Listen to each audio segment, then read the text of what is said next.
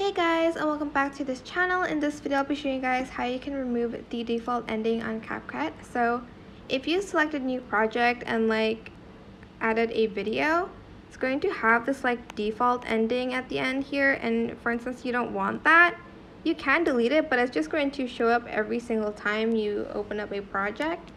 Just go to settings, which is up here, then just turn off default ending and select discard. Again, select that button, and then that is it. I hope this tutorial was helpful for you guys. Don't forget to like, comment, share.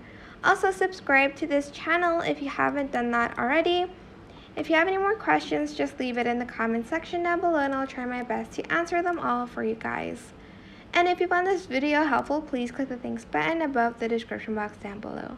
Thank you so much for watching. Goodbye.